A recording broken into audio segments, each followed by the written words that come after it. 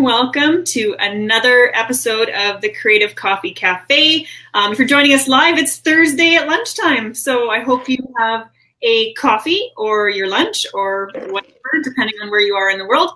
I am your host, Brooke Spaggart, and today I have with me Christian Rivera. Rivera. It's fun to say it a little bit like that. And I'm looking forward to another great show with Christian. He has lots of information to share. He is a podcaster. He's been in marketing for years, starting out in super fast-paced environments. But I'm going to let him tell you a little bit more about that. So first of all, welcome to the table, I guess. Yeah, this is wonderful. We're just sitting across the table from each other, just having a chat, sipping some iced tea. It's a good time. Yeah, half of a country apart, so you are located in New York. Rochester, New York. Yeah, so that's pretty cool. Yeah, so across the lake from Toronto, basically. Right. Well, I'm a ways from Toronto, but one of the long-running Canadian jokes is that anytime you run into an American and they're like, "Oh, do you know so-and-so from Toronto?" Like Canada's like this big. Right. You know, there's a giant swath of Canada. It's massive. Yeah, a swath. That's a perfect word for it. Yeah. It's pretty funny to look at it that way. But yeah, it's good to be on the show. I'm really excited. Awesome. So tell us a little bit about yourself. What are you doing? Where have you come from? Like that kind of thing. I know, but I want you to share it with people today. Yeah. So, it's interesting because lately I've been doing kind of a shift in my focus, but we can kind of Tarantino this and I can tell you what's going on right now and then kind of go back to the beginning and give you a little bit of insight as to like how I got here. So right now I'm focused a lot on podcasting. That I have this show called Dopamine, which is about mental health and mindset as it pertains to productivity, creativity, and business, which is really just an excuse to like talk with people about all of the difficulties and happenings of life. People are trying to start businesses and people are taking charge more than ever of their own lives and trying to start their own business in their own way. And that comes with sometimes it comes with stigma. Sometimes people are dealing with more subtle mental health issues or more extreme mental health issues. And those are challenges that you can't ignore when you're trying to build a business or be creative in any kind of way. And these things all get pushed to the surface when you start pushing yourself out of your comfort zone a little bit, right? Because now you have to address these. Exactly. And especially when you're uncomfortable, sometimes some triggers or some things that you're not used to dealing with will bring out maybe a mental health issue that you didn't know existed most of your life until this extreme stress of building a business has come into your life. So the reason I have the show is it's a means to share with people the fact that like other people are dealing with this, that most people have some sort of anything that they're dealing with in life. And I want to create that exposure to create both comfort for people to talk about it and share about it because, there are, of course, extreme cases where people get to the point where they get suicidal and they can't do it. And I want to be able to help people in that realm, but it's also in more subtle ways in everyday life where you're having struggles getting out of bed or you have a plan for something. For me, in my case, I have cyclothymia, and I've known of this since I was a kid. Back in the day, it was called manic depression. I was going to say, you're going to have to let me know what that is because I don't know what that is. So back in the day, it was referred to as manic depression, which is a low-grade bipolar disorder. And to clarify, that basically means that it's a mood disorder. So it can shift my mood kind of cyclically, almost like a menstrual cycle, but a little more erratically. And it's more mood specific. So it's more like, it's a funny comparison. I just love that analogy. I'm not laughing at you because of what you're, letting me know that you've been dealing with. I'm just laughing because of the analogy. So right. No, it is pretty funny. It's interesting to put it that way because it's kind of like a gateway to help people understand a little bit of what it is. It's not like the physical. It's mostly just like in people's perceptions of the mood swings. That is the relatable part of it, which is, we could talk about the whole accuracy of that in another sort of thing. But really it's a way for people to understand that it's a mood swing kind of disorder. So it's not like a snappy kind of like, I'm crazy sort of thing. It's a slow decline in mood and I become more increasingly depressed. And that's more like where the depression aspect of it, suicidal thoughts, low energy, that sort of thing comes into play. And then it kind of swings up to normal and then goes back up to what's called mania or hypomania, which is an increased sense of confidence, an increased sense of feeling like you could take on the world and do anything. I was gonna say, I can take on the world. Right. But it's in an unhealthy way, because you start to basically ignore the problems in your life, and it becomes this matter of repression. You're repressing all the bad things in favor of chasing the next high. And once you get to the point where you can't satiate that high that keeps elevating, it's kind of like running on a treadmill. As the treadmill keeps getting faster and faster and you have no control over it, you eventually start to trip over your own feet and you fall over and lose track of what's going on.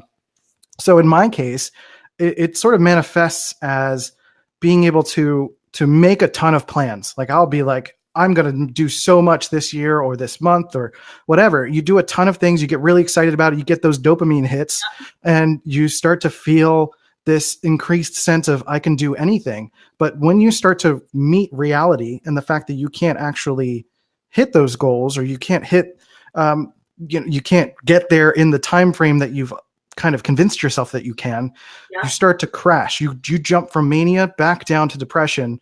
And it's an uncontrollable crash. You suddenly feel worthless. You feel like you can't do anything. You can't take care of yourself. It's sometimes scarier than depression itself, because you feel like you can do so much and then you just hit a wall. I can somewhat relate to that.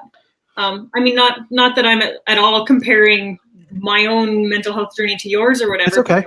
I feel like part of that is what many people deal with. You know, maybe yours is obviously to a little bit more of the extreme, but you know, I always kind of jokingly relate that to the entrepreneurial journey. It's like one minute you're like, whoa, I can kick ass. I'm going to take over the world. And this is, this is great. And then the next minute you're like, fuck my life. Why am I doing this? I'm going to get a job. And you're like looking through the job ads. That is exactly a perfect comparison, because some of the things that I've talked about on the podcast is the fact that, like, what I feel almost like it feels like an extreme version of natural human behavior, because, regular people burn out, and regular people feel sad, and depression's not necessarily about sadness. It's more of about a numbing kind of feeling. But, people get to the point where they get stressed out, and there is a certain level of numbing that comes with stress. People want to feel something by inflicting physical pain or alcohol or smoking cigarettes. And these are people that are not seemingly dealing with mental health issues. These are people that are trying to level themselves out and feel this sense of normalcy, whatever that is. I always use air quotes for normalcy. Well, yeah, because and I agree with you. I think that abnormal is the new normal. And for those that are watching or joining us today, when we're talking about mental health issues, I guess in my own opinion, I feel like that term in itself always has a negative connotation to it. Yeah. But the stuff we deal with every day is our mental health. And, whether it's just a really small problem, that's still considered an issue. I don't know. Am I being clear on that? No, that makes perfect sense, because one of my missions is to sort of reframe the usage of that word. We think about mental health as something that only celebrities who have committed suicide are people that deal with. But mental health is every single day. It's about self-care. It's about taking care of yourself. It's about taking care of your family and your every little thing. If you're, I talk about just overall sense of well-being. Right. And I talk more than just cyclothymia or bipolar disorder. I talk about introversion. I talk about, dealing with any kind of difficulty that kind of makes people feel a little bit out of place or off center. And, that feels like a place that is more relatable to a bigger swath of people. And I think people are ignoring, they associate mental health with craziness, and that's not the case at all. So you're basically right on there with that. Well, and I don't know, maybe it's because in the last 4 years or whatever, I've spent a significant amount of time and effort in learning a little bit more about myself and how brains work. And I'm interested in brain training and motivational things and, stuff like that. So I have a different view on it than I did years ago. But I honestly feel like this is a topic of discussion that's coming up amongst more and more people. It's do you feel it? We're kind of becoming a little bit more aware of hey, this is, I don't know. I don't want to say this is normal and this is not normal. I don't even like Right. those terms, but it's just like, this Right. is how I'm thinking and feeling right now. And why am I doing that? And like, Right. whereas It's kind of an exposure, a little bit more robotic about things, I'm not sure. right. Yeah, it's kind of an exposure to the reality. You know, it's like this movement of kind of shifting away from the perceptions of like Instagram reality where everything is like so buttoned up and perfect. And, you know, we're getting more of this exposure to real people through Facebook Lives, through podcasts, Yeah. through, you know, more actual, you know, it's funny. Social media has been this thing that has shifted from something that people understood the media aspect of it for a very long time. And it seems like people are now finally like understanding the social component of social media. And it's like, oh, wait, to succeed on social media, you have to be a person. Weird. You know, and, you know, dealing with those, you know, exposing that and being people being more publicly comfortable with themselves means that there are things that they need to be transparent about. I shouldn't say need, but that they feel the need to be transparent about. And people are becoming more comfortable as a culture. We start to talk a little bit more and comfort each other, and more people just have each other's backs in this sense. But also people are finding ways to find their voice. You know, if I didn't have a podcast, I'd just be talking to a wall and saying like, you know, what I'm or talking in my head about all these topics. But I have a space to do this, and I have your show to do this, and we can talk about these topics, and people are talking about it on podcasts. They're talking about it on YouTube. They're talking about it on Facebook Lives. They're talking about it through Snapchat. They're talking about it on Instagram, through posts. Like, there's just simply more avenues of exposure. And I think a lot of us are just kind of sick of kind of quote unquote fake buttoned up things. Yeah. And I don't even like the term fake, but you know what I mean? Yeah. And I feel like for lots of us, we have a hard time sort of figuring out, like we were talking earlier, what our, what's the word I'm looking for now? Like what our magic mix is. Right. We're opening up and allowing people to actually see a little bit into the way we think. And like I was saying before, I love the quote, let your weird light shine so that the other weirdos can find you. Right. So I feel like we're kind of struggling sometimes with what that happy medium mix is, especially now that we have social media. You know, everything is perfect and lovely and fantastic. And Instagram-esque perfect desk settings and all that stuff. And that's not really what life is. And so what's your take on that? Like, as a marketer and plus as somebody who, you know, is a very big advocate of mental health issues or whatever, like, what do you see happening right now? And I don't know, what's your take? Yeah. I feel like the big shift that is happening is that we're going into more of a subjective kind of world, that it's less hard facts. It's less more, it's less, it's less, right. It's less shoulds and less like, there's less specific guidelines or less desire for people to fall into a specific guideline. Because, you know, you think about the last, I'd say like 50 to 60 years where you've had a pretty rigid way of growing up or being. You know, you go through a school system, you go, you know, there's kind of like a predefined path in life. You go to school, you get a university, you get married, you get the white picket fence, you have kids. Sometimes you get a dog. Yeah. Right. People start asking, what's the next thing? When's the next thing? Until they ask, when are you going to die? Yeah. You know, so I think people are trying to bring a little bit more fruit to their life in terms of like the grander scheme of things. They're trying to bring a little bit more fruit to their life as opposed to waiting until 65 when they can live. You know, it's a time where people are trying to embrace their individuality. And I think we're starting to feel like a lot of our youth has kind of robbed us of that training, of that ability to work through things kind of logically or to focus on the things we want to focus on, because we're kind of like force fed through the system, as it were. And, you know, that's why you see kind of like this influx of like coaches at 30 years old and 35 and 40, just trying to help each other and teach each other a way of being that we kind of wish we had when we were younger. because we look at our younger selves and we're wishing we were, maybe something different, or if I had this knowledge, it would help me a little bit better. Yeah, And, I don't know. something like that. I mean, I get what you're saying, but in a way, Yeah. I look back and I'm glad that I grew up in an era where social media wasn't really a thing to a certain degree, right? Like, I have a 7-year-old daughter, and so I worry a little bit because this is what she's going to soon, like she doesn't have a phone or anything like that yet, but she knows what I do. She loves Snapchat. She always wants to be on my Snapchat and stuff. And it's just, I don't know. It's so hard to sometimes remove that and just be us and just like kind of go back to the way things were. Yeah. And, that's kind of the interesting sort of mix of it all, to kind of go back to the subjective nature of what I was kind of talking about. It's just like, we want this sense of like our kids to grow up in a way that felt healthy and felt normal and felt like they could grow. And because there was those aspects, and often those are the things that we look back on, right? Like the times when we were outside and enjoying ourselves and learning things and enjoying and playing sports and playing down the, on the whole block.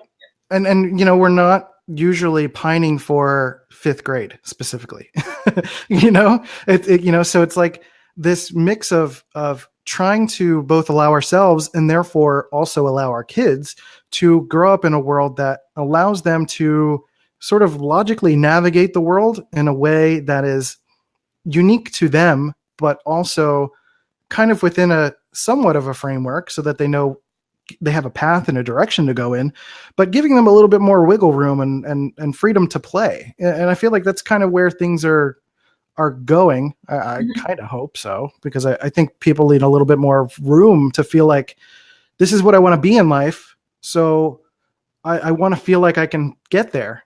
When I was a kid, one of my dreams was to be an astronomer, and I saw how much school that involved, or I saw the socioeconomic system that I was in, and my parents barely could afford anything.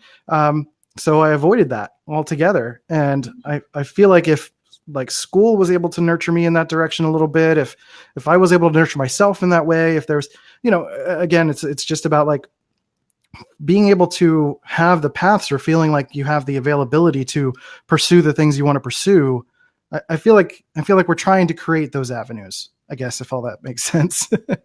Yeah. I see what you're saying. Yeah. And I mean, and I'm not trying to like poo-poo on social media and stuff in the talk, but we do have to acknowledge that it does affect our mental health, and it affects the mental health of the next generations and everything else too, right? Yeah, so, that's part of the challenge. Yeah, so from a business person perspective, an entrepreneur perspective, what do you like? Obviously, your podcast is addressing this because you are wanting to connect. You also have a marketing podcast too, right? Yeah, I just started it recently, so it's like a once a week kind of thing. I'm not doing it very often, but it's called C-Notes Media Madness, and kind of sharing little bits of what I've known and learned in marketing for the past almost 20 years now. Yeah. And applying it to a lot of what I'm seeing today with a lot of emergences of people doing more Facebook Lives and doing podcasts and trying to find ways to be more comfortable, stuff like that. And so I think there was a specific question. I kind of lost it. What was the question? So what I want to know, I guess, is because I like how you're doing the marketing podcast, and then you've also got dopamine, mental health. I think that I feel like there's this huge connection, because anybody who's gone and started their own business or is in any sort of like entrepreneurial mindset will tell you the first thing they learn is that there's a whole lot to learn about yourself. It has nothing to do with business, right? Right. So what are some of the things that you are seeing changes, or what you're thinking as far as how businesses need to be on social media, and in kind of incorporating this whole like mental health awareness sort of thing too? Yeah, I think you kind of already touched on it. What was that? I said, is that too broad of a question? No, I mean, I love broad questions. I could go for days on it. But what I find the most interesting is you kind of touched on it a little bit already. It's like, it's about people are pursuing identity, they're pursuing not only just like brand identity, but personal identity so that they can find ways to better connect with people. There's this relationship economy. There's taking the time to build relationships, especially as smaller businesses, like, less than 5 people that are doing one-to-one services or one-to-one coaching or anything like that, or even having a podcast. I'm both doing run and gun, but also connecting with individuals. Like this morning, I was at the bank and somebody asked me what I do, and I mentioned the podcast, and she was like, "Oh, I have a psych degree. I should go check that out." And it's just like casual mention. Yeah. So I think people are trying to reconnect with humanity, with their humanity. Yeah.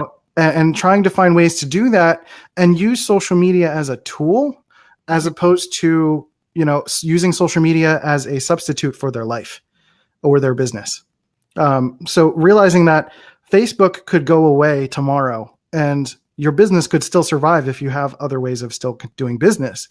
And I think people are starting to think about contingency plans for social media if certain social media avenues went away, and learning the skills that kind of existed before social media. It really goes back to this whole personal networking, being a human and dealing with other humans. And it's something that I'm a huge believer in, and I hope that more and more people take and inject into their marketing so that it's not just so robotic or so like, I don't know, like the traditional forms of marketing where it was a one-way conversation.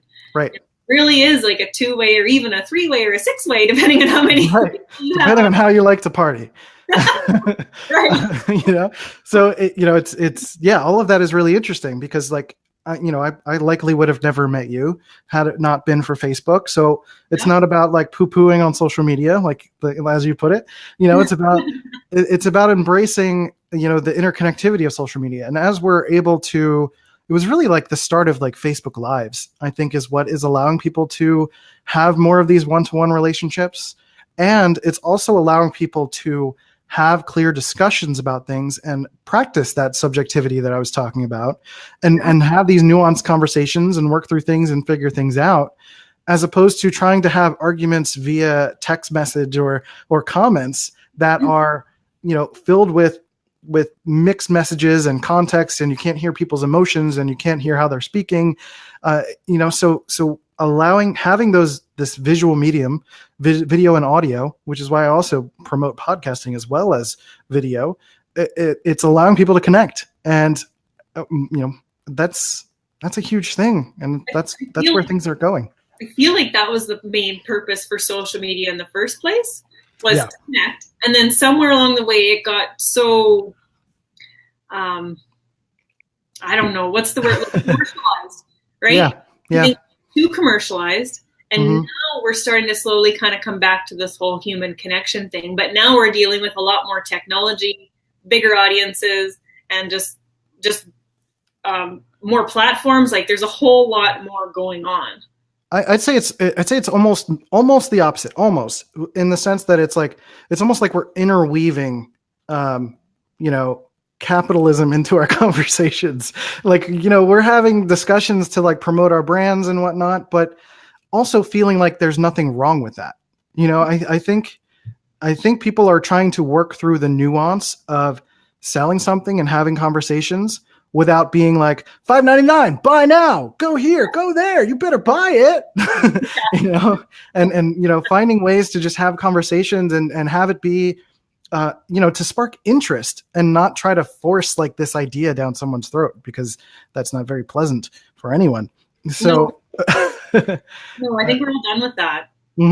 Like there is a time and a place for those, right? We still have to do some of that, especially if you're running a business. You still need to do these, sales and things like that. But yeah, the whole message and the whole way of doing things has changed. And so what are your thoughts, I guess, on how, because social media is always like shedding the positive on everything, like people don't really share crap. Well, some people do. Sometimes they share too much. But for the most part, everything you're seeing on social media has been crafted. The person who's posted it has probably read that message 100 times and made it be the certain way, or made you feel a certain thing, whatever. So like, what do you think, or how do you think people are dealing with that, like from a mental health perspective? Right. I think there's an understanding that more and more people need to have, and especially day-to-day regular people, is that there's going to be some aspect of manipulation in terms of human connection. We're trying to move the needle in some direction.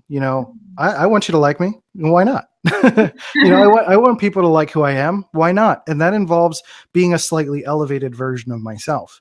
That means, if I were to just kind of talk normally, I'd probably be a little bit more monotone, probably not smile as much, I don't know, because I spend a lot of time on my own, and, I need a lot of time to myself to recharge. But when I'm here on the show, I'm trying to be as close to my authentic self as possible.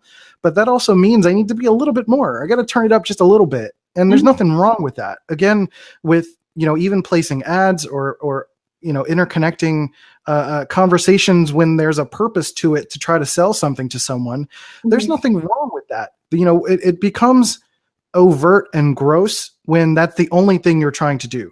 When you're trying to ignore the human aspect of it, when you're trying to ignore the connections and people. And I feel like, people get into this place where, again, everything feels like black and white. People try to feel like everything needs to be a dichotomy. Everything needs to be, you need to be super buttoned up, or you need to be super authentic. And, it's kind of in the middle. A lot of people feel this intense sense of stress because they need to spend 5 hours writing a Facebook post. No, stop. That's the word, though, right there, is they feel like they need to do this, right? And it's because everybody's telling them that you need to do this, and you need to do that, and you need to do that, right? And again, it's like I was saying, like, people are just not very good at the subjectivity of it all. They're not great at realizing, at least immediately, it takes time to learn and to see that there are, you can get the same output or the same kind of effect by doing the same kind of thing with less energy, or, taking your energy into account when you're doing stuff.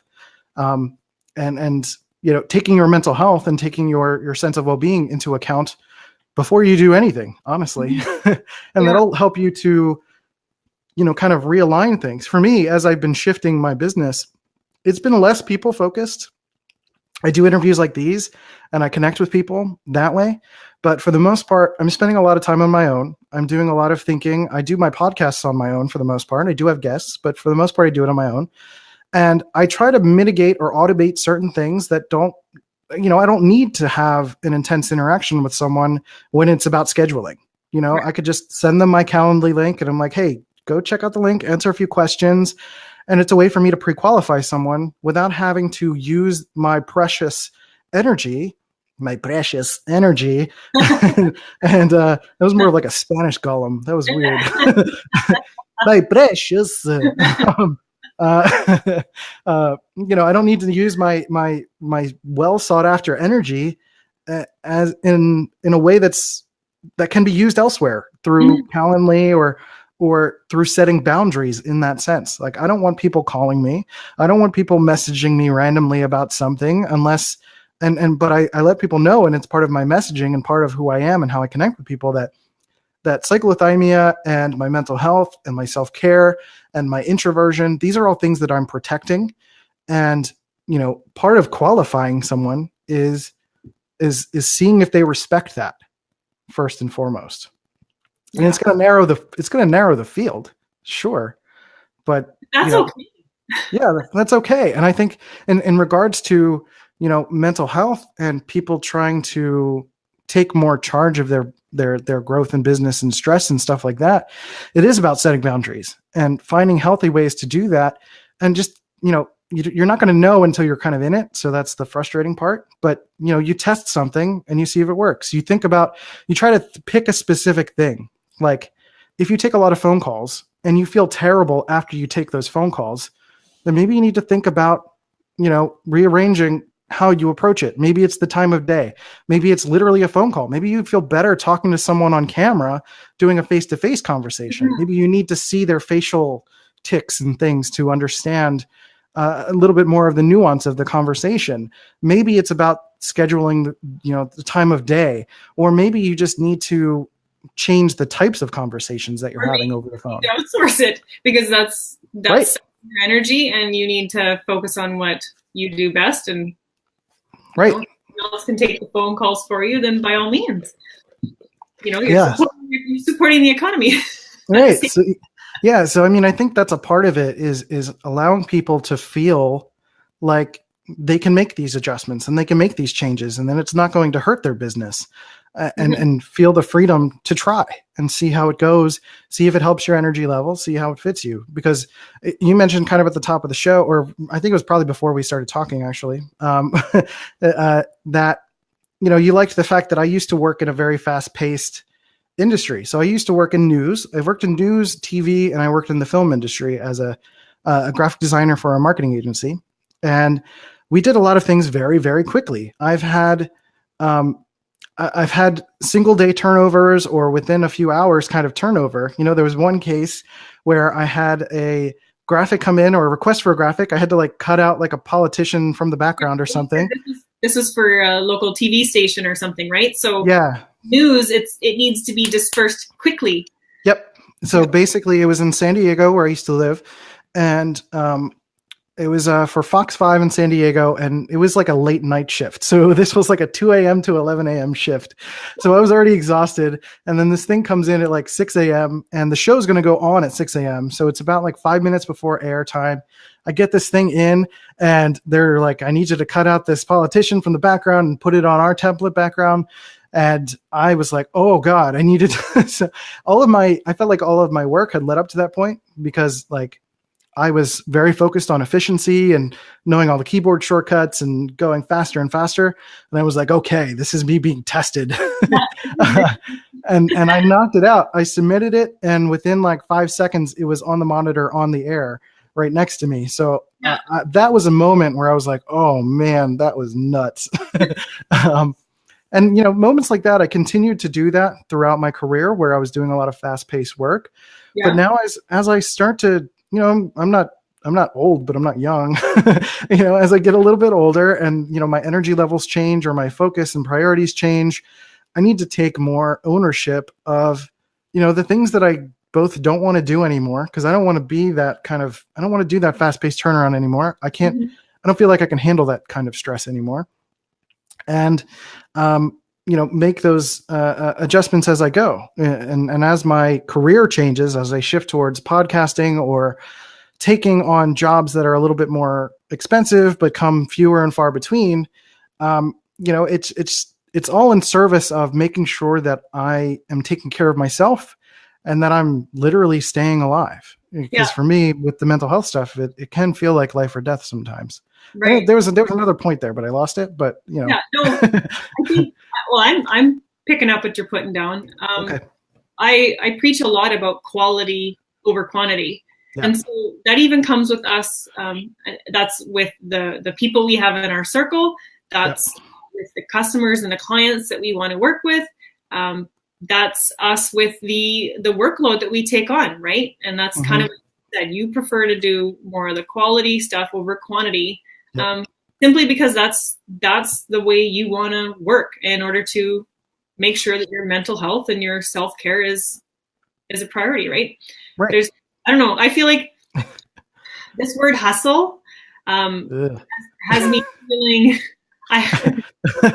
I'm not quite sure how I feel about the word hustle, to be honest. Right. To one degree, I get it. You have to be in action to attract action, right? Right. Like attracts like. So you have to be creating momentum and doing something and moving forward. But I don't feel like hustle needs to be like working your ass off, burning out, long hours, no sleep, like taking yourself to the end of that bridge. Right. So that's why I kind of have a love-hate relationship with the word hustle. Yeah, I feel like it's a word that falls into the framework of like the needs and shoulds. Like you got to work 12 hours a day. You need to do this. You need to produce daily content. You need to do this. You need to do that. And if you're not hustling and if you're not spending 24 hours a day doing this, then you're never going to get it. Right. And at some point you've got to assess that, first of all, the word hustle, I feel like it's not something that should be completely ignored. I think it is like a framework, if you want to call it that, that could fit a certain type of person. If you're kind of an extrovert and you're systems focused and you're someone that can really like thrive in a situation where you're able to work 10 to 12 hours a day and you're not dealing with mental health issues and you're not burning out and things like that, by all means, hustle all day long, have at it. And I did that basically every day before probably 28 years old. I was crazy hustling. I had multiple projects that I was working on all the time. I was playing poker. I was doing, I was working multiple full-time jobs. I was doing everything I could to make things happen for me. And there just kind of came a time for me that I realized that I was, even though it was a hustle and it felt good at the time, that I was still kind of living within someone else's framework. Yeah. Like hustle was not natural to me. I'm more of a cognitive, subjective, intelligent kind of thinker person. So I needed to use that to my advantage as opposed to trying to put my body in front of everything and literally use my energy.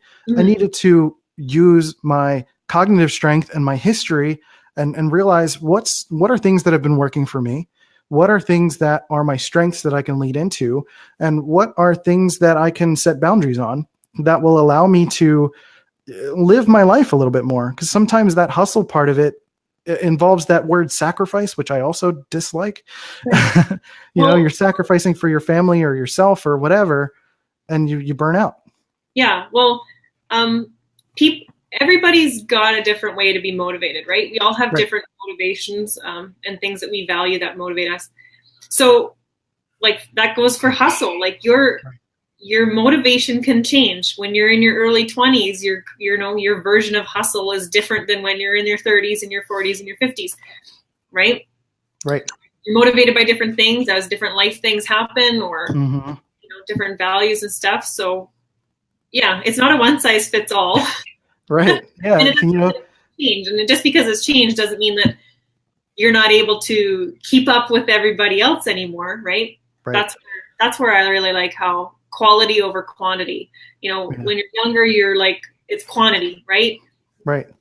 Actually can be beneficial because you're just gaining all this experience and all these connections. And then later on, you can kind of sit back a little bit and be a bit pickier about what you're doing. Right. And quality part instead, right? Which allows us to probably do better, higher quality work. Right. And it's a deliberate growth change. It takes time. And even this morning, I was frustrated with the fact that like I have a lot more of a lower physical energy than I used to.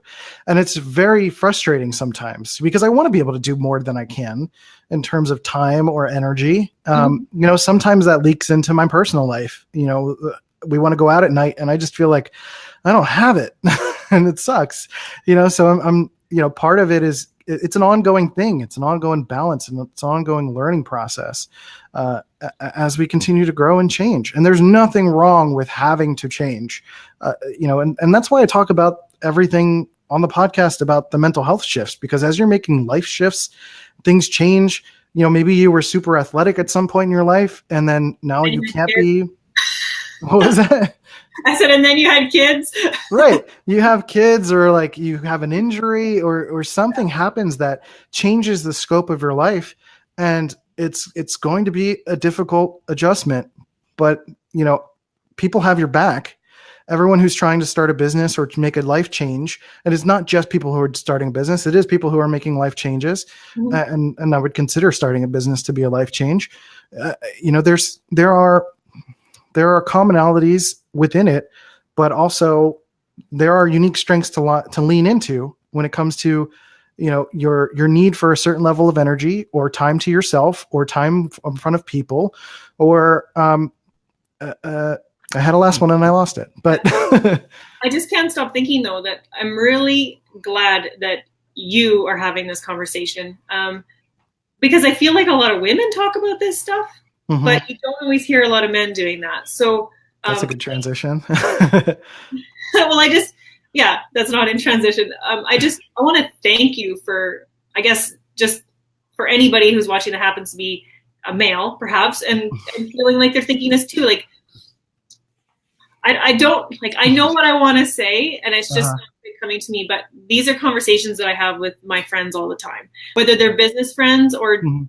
personal friends. The struggle between, Mhm. especially as a mom, the struggle Yeah. between, you know, being a mom and trying to have a career, trying to start a business, like it's just a constant pull. And I know everybody's always looking for balance, and I'm going to put balance in quotes, That's fair. Yeah. because I don't think there is such a thing as balance. I think balance for everybody is different. Yep. And it changes from day to day or hour to hour. It's a constant juggling act. Right. And it's again, it kind of falls again into this like subjectivity thing. It's like everyone feels like something needs to be black or white. And I even say the word everybody, but that's not true either. It's generalizing, it's putting things in buckets and defining things, but there's so much gray area that is a bit scary to explore for a lot of types of people, and easier for someone like me, but not natural for a ton of society. And that's where the value of having these kinds of conversations, either me or you, talking from the perspective of a mother or talking from the perspective of someone who's dealt with mental health, and particularly a male, like you were saying, talking about mental health and emotions. And, I have issues connecting with emotions, and I've talked about that a million times on my podcast. And I think it's males have issues talking about their feelings, and they're uncomfortable admitting that they're going through something difficult because it makes them feel like they're weaker. And, men value strength and dominance and aggressiveness and testosterone.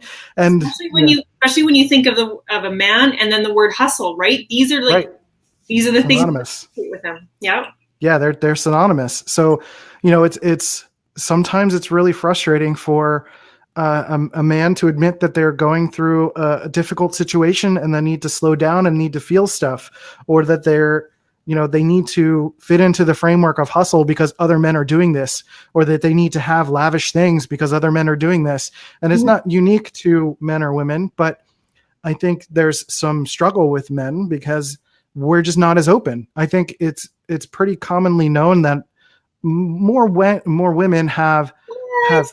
You mean guys don't sit around having coffee talking about their emotions? Yeah, me and my friend Adam do, which is why he's my best friend, but I haven't seen him in a while. But I've always been comfortable with that and in tune with it. But and men do talk about this stuff, but it's not the public perception. And I would, part of what I would love to do is to make it more comfortable for men to. I've had plenty of men come to me and say, like, dude, what you said was great, and I appreciate that you're talking about this, and I would love to be on your show, and let's talk about this sort of thing. Mm-hmm. So a lot of men are primed and prepared to talk about these things.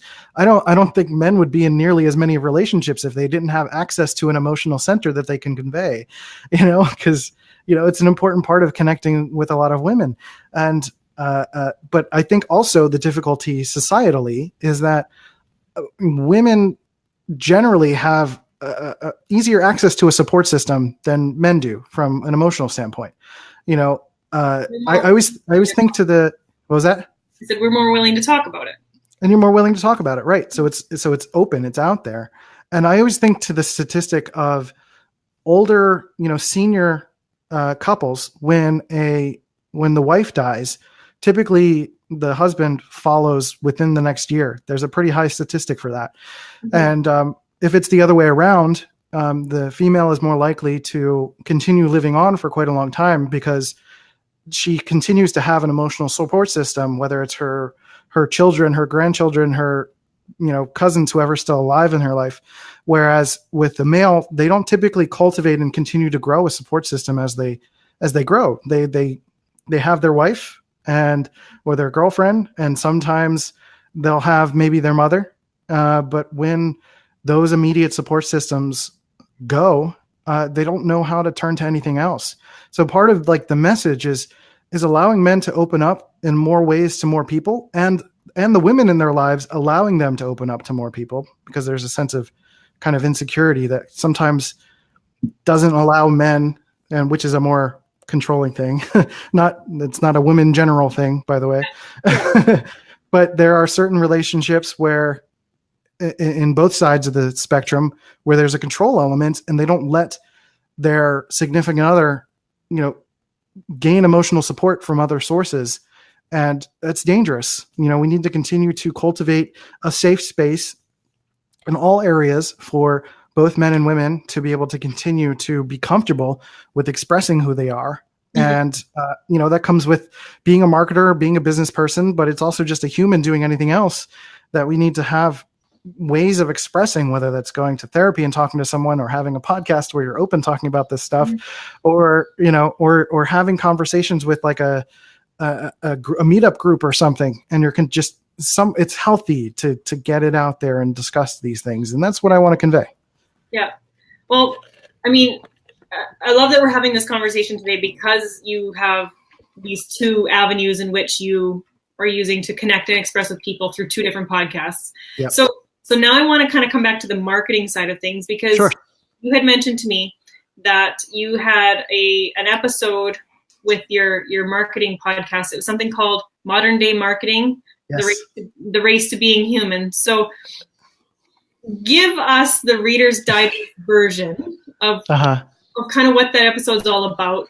That way we can kind of wrap up or tie in everything from it's our everyday mental health and just being a person and running a business and marketing and finding the magic mix of what we share and what we don't, and like all that other stuff. So what's modern day marketing, and what's this race to being all about?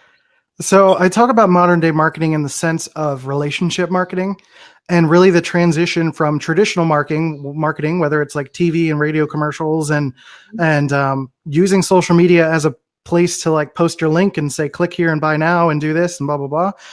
And the transition that marketers are making into genuinely making connections with people, something that a lot of people naturally do in their lives. A lot of people naturally connect to friends, and they find people that they're close to or people that they connect with through almost a subconscious process. We're naturally setting boundaries for ourselves and vetting certain people. So like, if there's, I'm not going to attract, if somebody comes to me and says, hey, I'm a murderer, I'm going to be like, well, we're not friends. That's like an extreme example. But, those are things that we've been putting into place in our life naturally throughout our life, in less extreme circumstances. Yeah, human instinct, right? We're always, basic human instinct is to protect yourself. And that goes back to the Stone Age, when it was like, oh, I sense danger means death. I'm going to hide or not hide, right? So we're always kind of, monitoring who we're speaking with and what we're sharing.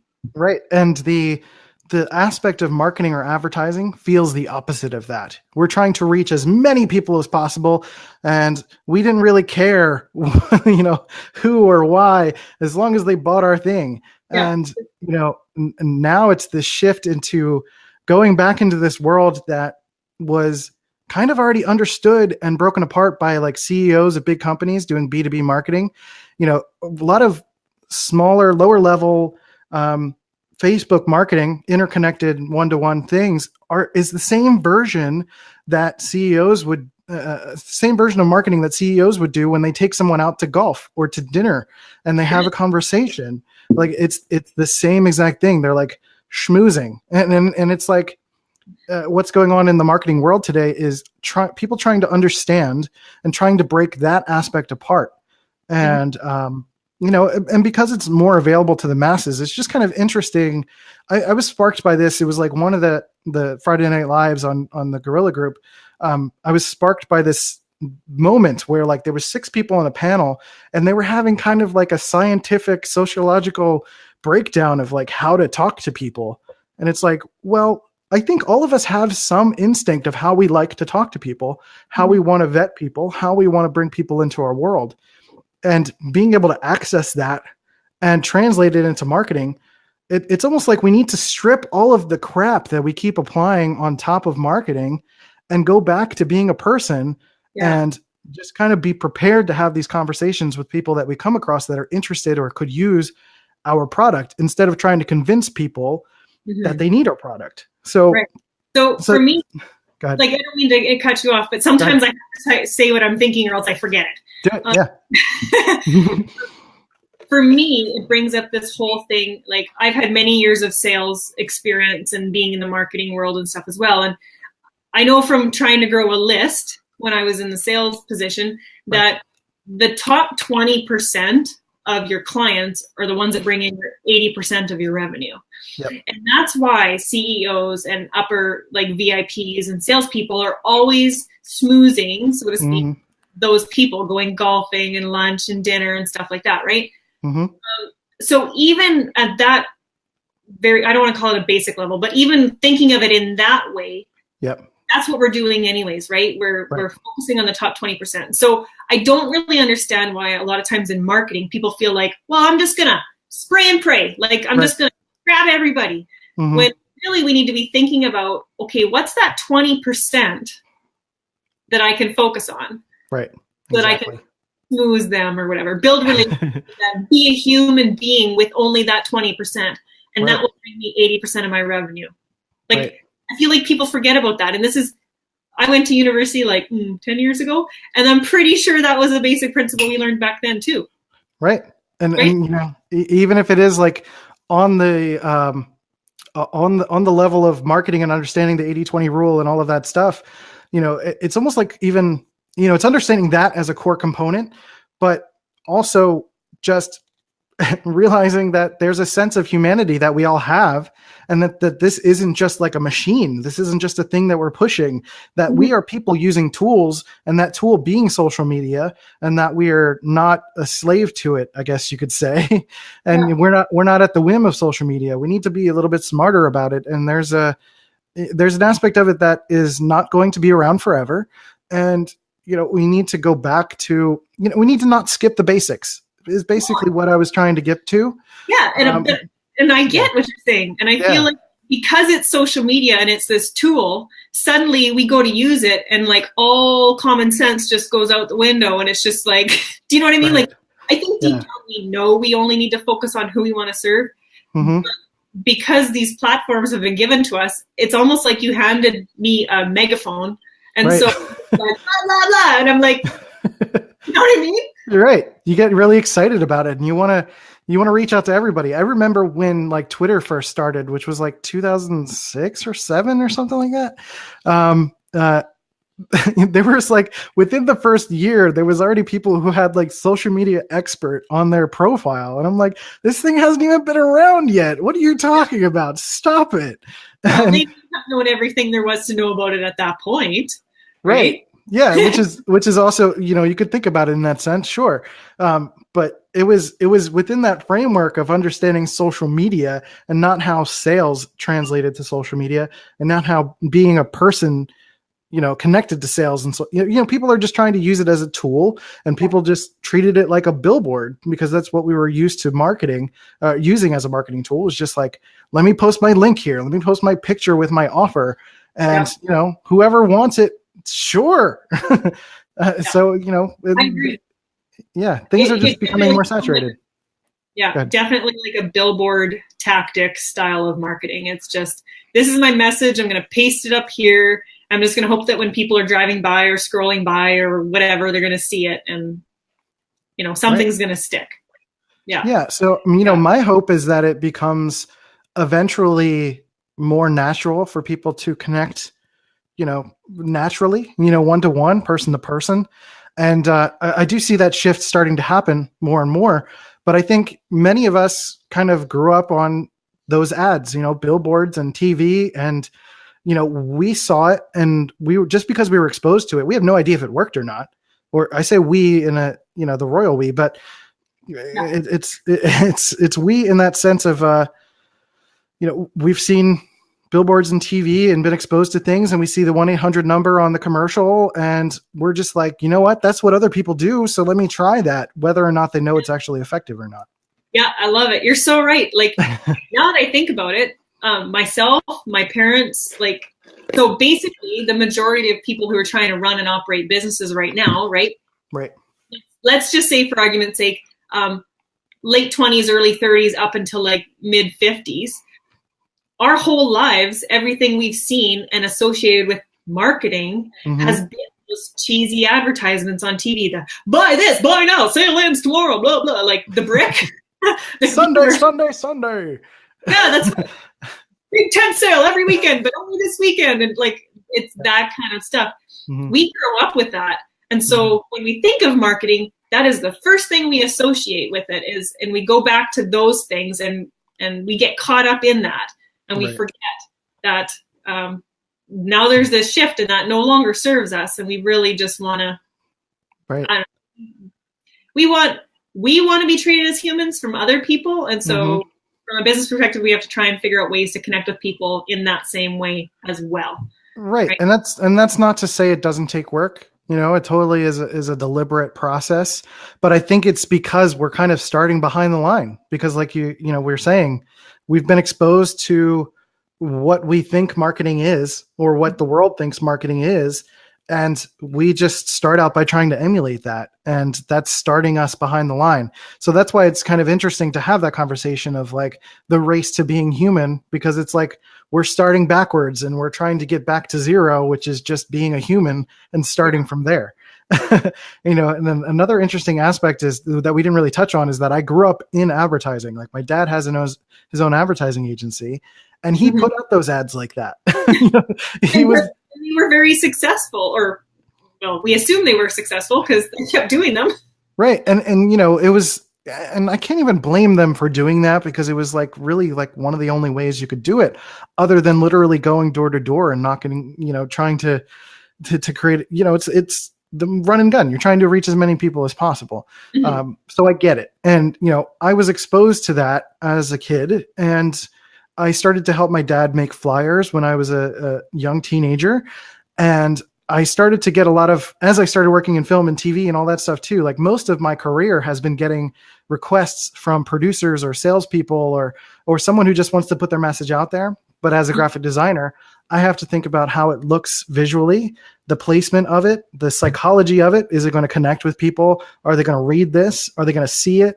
That sort of stuff. And, the easiest one is like with a billboard, you have to have fewer things on there because you're going to have less than 8 seconds for someone to see it. Focusing on driving and not reading your billboard. So it has to be something they can quickly look at, get the message and continue on with their day, right? Right. So most of my career has been in challenging that because I had to, in order to do my job and feel like I was doing my job effectively, I had to talk to salespeople and tell them, look, this doesn't work for X, Y, and Z, which is why I have, I talk about this stuff. I started talking about it on Dopamine, but now I have the separate podcast where I can get into more detail about that stuff. But I still talk about marketing and stuff on Dopamine. But it's like, anyway, but the idea here is that like, part of my story is embedded in that. And that's why I feel this intuition about understanding that growth, from starting, that we're starting behind the line because we've been so exposed to that. And that's all that marketers and salespeople wanted to do. And now we're just trying to move the needle forward in a way that is about understanding being human again, I guess. Yeah. Yeah, no, that's perfectly right. And that's why I brought you on today, because I felt like you do want to talk about the shifts of two very important things, which is mental health and marketing. And we sort of took that all today and like threw it all on the table and mixed it together and talked about it in different various aspects. So, I want to thank you for coming on today and joining us and talking about that stuff. I think it's very important. And I hope it gets a conversation going. I don't know, for some reason today that we had viewers watching, but we don't have a whole lot of people commenting and sharing in on the conversation. So if it's because of the specific topic or nature of it, then that's cool too. Feel free to private message either myself or Christian or whatever else too, and know that there are things out there. I also want to encourage everybody to listen into Christian's podcasts. You've got Dopamine, D-O-P, right? Dope. Yep. And then the name of the other one is, I always get it wrong. C Notes Media Madness. C Notes Media Madness. So you can go to cnote.show, CNOTE.show, and that's how you can find that show. Perfect. Yeah. So if you dig what Christian's saying and you love, how he mixes everything together with mental health and marketing, then those are the two things that you can follow him along with. And that's it. So if anybody has any questions or comments, I encourage the feedback. Like I said, private message if you want. But that's another fantastic episode of the Creative Coffee Cafe. I am out of coffee. Yep. And what are you doing? You were able to get a few sips in there, Yep. Joyce. Done. Yep. Perfect. Thanks again for your time today, Christian. Yeah. And we'll see everybody next Thursday at noon Central Mountain Time. I think it works out to be about the same time. Thanks for sat around the coffee table. Yeah, good times. See ya. Bye-bye, everybody.